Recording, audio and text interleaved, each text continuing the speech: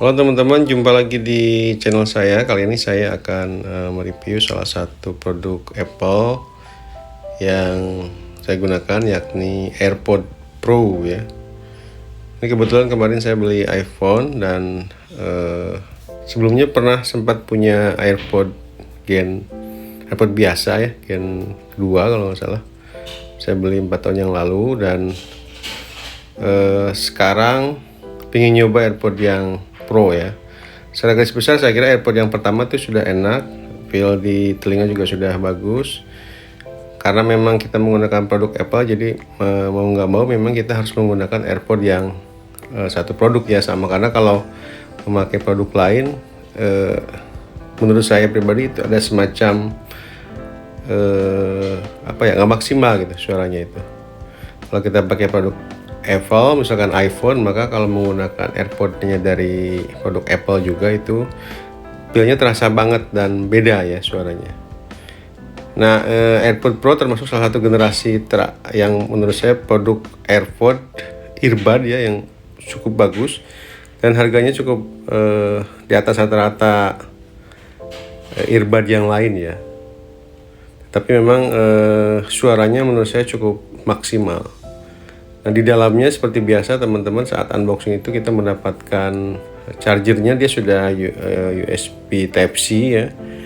Lalu dia juga ada ring budnya itu, yang karetnya itu dengan berbagai macam ukuran ya, dari mulai ukuran yang paling kecil untuk anak sampai yang dewasa. Jadi menurut saya itu memudahkan ya. Jadi kalau seandainya telinga kita terlalu besar atau terlalu kecil, itu bisa diganti dengan karet yang memang sudah disiapkan 4 ya. Yang pertama itu ada ukuran M, S, L, sama XS ya untuk anak-anak. Di dalamnya selain ada buku petunjuk bagaimana cara menggunakan AirPod ini, juga nanti kita akan mendapatkan semacam panduan ya bagaimana mengecas supaya si AirPod ini bisa dicas juga dengan wireless charging. Jadi ini salah satu teknologi yang digunakan di AirPod Pro, di mana proses pengecasan itu bisa menggunakan wireless. Jadi kalau seandainya teman-teman punya jam tangan Apple, baik Apple Watch seri apapun ya, yang memang ngecasnya kan sudah menggunakan wireless kayak gitu ya, ditempel, maka si AirPod ini juga bisa digunakan untuk dicas di tempatnya Apple Watch ya. Menurut saya itu membuat kita jadi nggak terlalu ribet ya. Nah, pada saat kemarin karena unboxingnya saya di tempat pembelian di sebuah toko di ITC Roxy saat itu, kebetulan karena memang si AirPod ini tempatnya itu cukup ringkih ya, dia kan terbuat dari campuran plastik sama aluminium gitu, jadi tetap menurut saya kalau jatuh dia potensi akan retak ya. Makanya saya memutuskan untuk juga membeli casing protection supaya kalau jatuh itu tidak rusak ya. Saya memilih casing protection dari Spigen. Ini harganya sekitar 150 sampai 200 ribuan ya.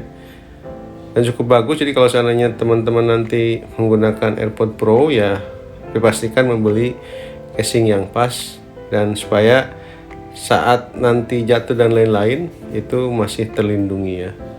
Nah, seperti contohnya ini saya menggunakan casing protection dari Spigen ya.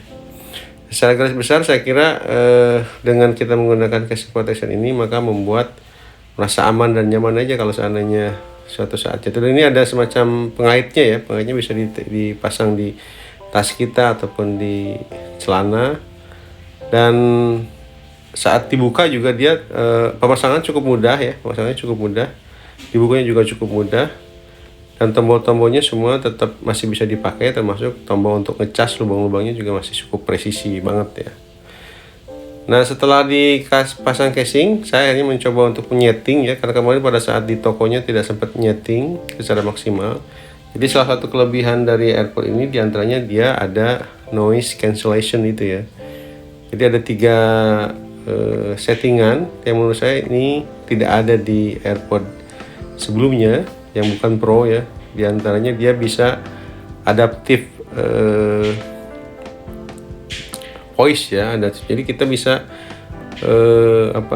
mengatur kalau seandainya kita misalkan sering lagi memakai, kemudian sering juga bicara dengan teman, kita bisa menggunakan adaptif atau juga bisa menggunakan yang transparan. Nah, seperti biasa saat dibuka ketika kita menggunakan produk Apple, maka si AirPod ini langsung akan terdeteksi oleh device kita ya. Seperti ini, nanti akan keluar muncul, dan di situ akan ketahuan berapa kapasitas baterai dari AirPod tersebut ya. Nah, seperti biasa teman-teman, setelah di setting, dipijit tombol tengahnya itu, nanti dia akan mencari device kita. Setelah itu dimasukkan, dan kalau sudah nyambung gitu, nanti saat dibuka AirPodnya otomatis dia akan terdeteksi. Nah, ini beberapa settingan suara di dalamnya ya, ada noise cancellation, transparan, dan adaptif ya. Saya sering kali memakai adaptif karena pada saat di kantor itu, selain kita sembari mendengarkan musik, sembari kita juga kadang-kadang ngobrol dengan teman-teman. Jadi adaptif ini memudahkan kita untuk berdialog ya, dan ini bisa dipilih. Nah, kelebihan dari AirPod ini, settingannya selain di sini juga ada di settingan tombol di AirPodnya ya, di device-nya itu kita bisa tombol diklik di ujungnya itu. Jadi dia bukan pola ketuk ya, tapi polanya itu pola dipijit. Nanti akan terdengar suaranya. Nanti itu secara garis besar teman-teman bisa baca di buku petunjuknya. Dan ini menurut saya sangat simpel dan memudahkan ya. Jadi kita tidak usah ketuk-ketuk, tapi cukup pijit ya tombolnya. Dan nanti akan bisa pindah tracks berikutnya, atau merubah settingan adaptif ke transparan atau ke noise cancellation, menerima telepon, dan lain-lain ya. Dan menurut saya cara penggunaannya pun tidak terlalu susah ya, mudah-mudah saja. Dan dia nanti ada suaranya, jadi setiap kali kita menggunakan AirPod ini itu ada voice tersendiri yang akan muncul, dari mulai membuka, memasukkan, membiji, dan sebagainya, itu akan muncul di situ. Oke, saya kira itu ya sedikit review mengenai AirPod Pro yang saya gunakan saat ini. Mudah-mudahan bermanfaat. Thank you for watching. Have a nice weekend. Bye bye. Assalamualaikum.